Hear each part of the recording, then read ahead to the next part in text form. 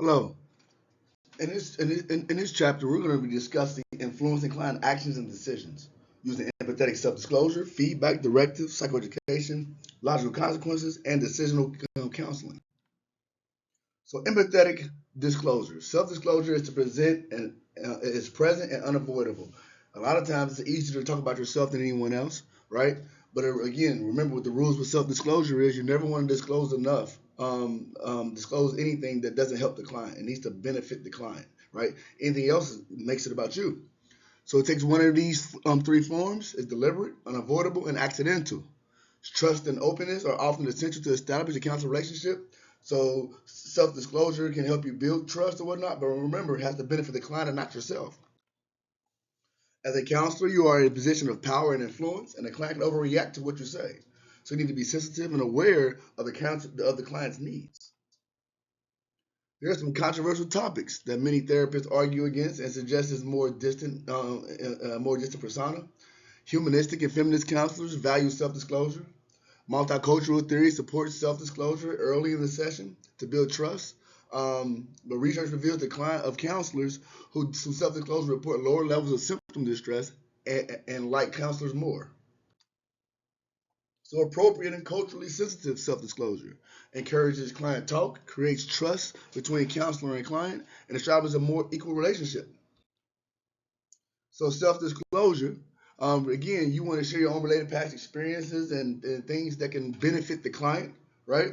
And the anticipated client response should be more of the client understanding that you understand how they feel, or have a more you have a more empathetic understanding to them, and it can create a more egalitarian relationship.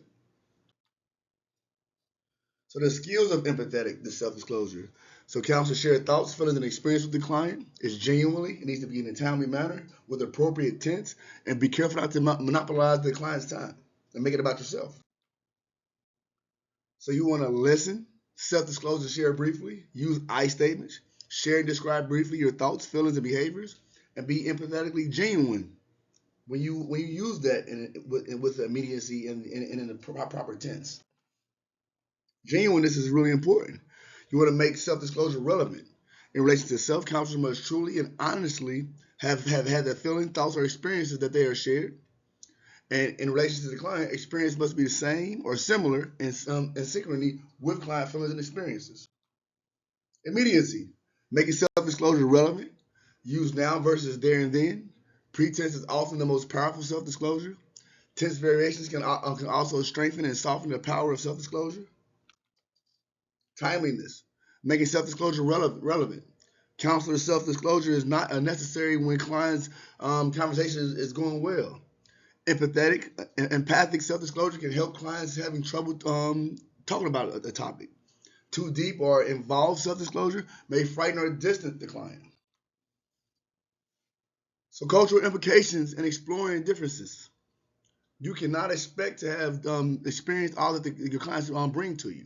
When working with clients that are different than you, a disclosure that you recognize that the differences in race or ethnicity or other cultural aspects in the initiation of the session can help developing trust with the client. Because again, you are acknowledging the differences, you are recognizing the differences, and that can help you build trust with the client. Encourage clients to ask you further questions at any point in the session. So empathic feedback presents clients with clear, non-judgmental information on how the counselor believes they are thinking, feeling, and behaving. The clients may improve on or change their thoughts, feelings, and behaviors based on the therapist's feedback. So the skills of empathic feedback. So immediacy, genuineness, timeliness, and cultural awareness are critical aspects of the empathic feedback. Knowing how others see us in the powerful dimensions of human change. And feedback is important influencing strategy if you have developing good rapport and enough experience with the client. The guidelines are going to be client receiving feedback should be in charge. Feedback should focus on strengths. Feedback should be concrete and specific. Feedback should be relatively non-judgmental and interactive. Feedback should be lean and precise. Check out how your feedback was received. Positive feedback. Call it the breakfast of champions. Help the client restore their concerns. Look for right things about the client. Help clients discover their wellness strengths, positive assets, and useful resources that they have. Corrective feedback. Maintain a delicate balance between negative feedback and positive suggestions for the future. Focus on behaviors that may be hurting the client or hindering growth. Stick to the feedback guidelines. Praise the supportive statements. Convey your positive thoughts. Negative feedback. It may be necessary when a client has not been willing to hear corrective feedback. For example, in the case of abuse and criminal behavior, negative feedback, including the negative consequences that the client's actions can bring, is necessary and can be beneficial.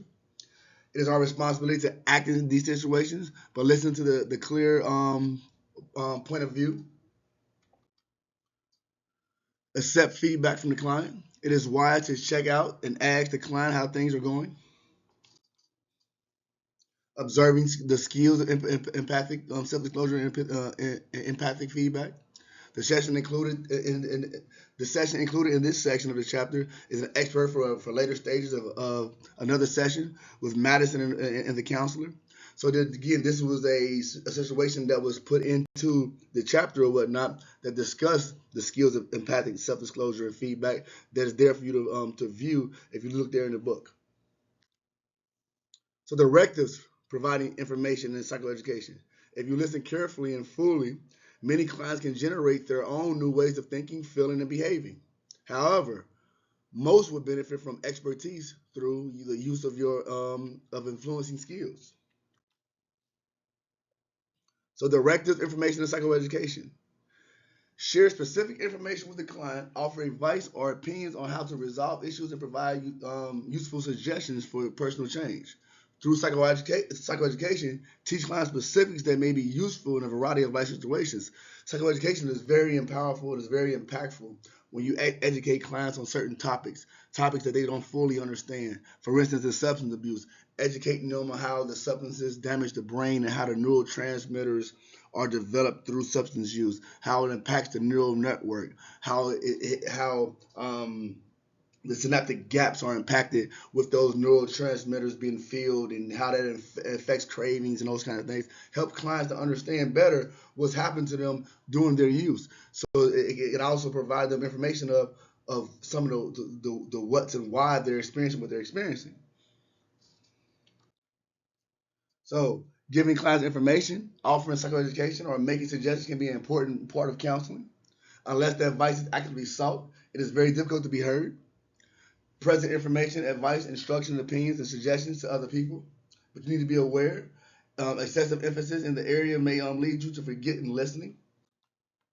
The most effective directives follow the micro skill specific. Listen and observe. Use specific and concrete language. Check out fully with the client about how they thought and felt. Use the client change scale to determine if the advice, information, directives, or psychoeducational teaching strategies was useful. Timely and appropriate psychoeducation in here and now of the sessions can help change the client's world. Psychoeducation is future oriented and seeks to teach clients critical life skills. Teaching is structured and planned.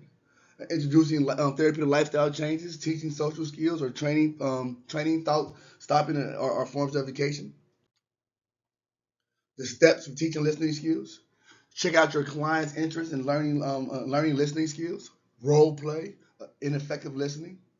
Debrief the specific behaviors that the two of you have observed. Provide information on the content of the specific behavior or competence to learn. Role play, positive communications. Work with the client to take actions in real world situations. Decisions require creativity, a disciplined freedom and openness to change, and the capacity to envision the potential consequences of given actions. Decisions require creativity and disciplined freedom and openness to change, and the capacity to envision the potential consequences of given actions. The decision strategy of natural and logical consequences. Natural and logical consequences are the key to making decisions at the restoring phase of the session. So logical consequences explore specific alternatives with the client and the concrete positives and negative consequences that would logically flow. What can possibly happen if I do this? If I do A, B can happen, right? Because those are those logical consequences. Anticipated client response. Clients will become less confused or frustrated as they change thoughts, feelings, and behaviors through better anticipation of consequences. So knowing what's going to happen, because consistency is there for the consequence to be present. Present the probable negative or positive results of other actions. Warning or anticipation of punishment predicts negative results from action. Encouragement and anticipation of rewards predicts positive results from actions. Help clients sort through issues more completely. And rank alternatives when a complex decision must be made. So using logical consequence skills are on a foundation of listening skills. Listen and ensure clients' goals are clear. Generate alternatives. Identify positive and negative natural consequences. Provide a summary. Encourage clients' decision making and actions. The cognitive and emotional balance sheet. With the clients who have important decisions with several possibilities, it helps to write down those alternatives. Writing down helps them to see it and actually process through it and actually have a visual for what those consequences may be. So stress management is really important, right? As a psychoeducation, stress is a psychological and physical response to change, whether that change is actually happening now or anticipated in the future. Everyone experiences positive and negative stress in life. Positive stressors tend to make us happy and joyful. Um,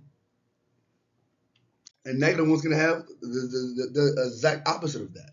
So appropriate stress encourages neurogenesis, new synapses connections, and is required for learning and change in counseling and psychotherapy. Stress can be good or bad. It makes life interesting and exciting. Negative stressors bring most clients to counseling and psychotherapy. Feeling sad, angry, and scared is associated with the limbic system. Parts of our brain is paired with negative stress. Stress can impair the cognitive functions. Stress can be good or bad. It makes life interesting and exciting. So stress management and therapy lifestyle changes. So stress management is organized in a series of instructional strategies to enable clients to live and cope with stress. Stress leads us to make poor decisions, fail to decide, or suffer from emotional breakdowns. Most therapists draw on stress management strategies to help clients. Stress management is commonly part of the of many theoretical orientations, right? So those mindfulness practices are probably best practices to get clients what I call getting to relax muscle body, the ability to calm themselves down in times when they're stressed or they're escalated. So refining directives and psychoeducational strategies for building mental and physical health. Therapeutic lifestyle changes are instructional strategies oriented to physical and mental health, bringing together neuroscience, medicine, and counseling. There's communication skills training, assertiveness training, thought stopping, positive guided imagery, homework. Again, some of those are those mindfulness strategies I was just talking about. So that concludes our chapter.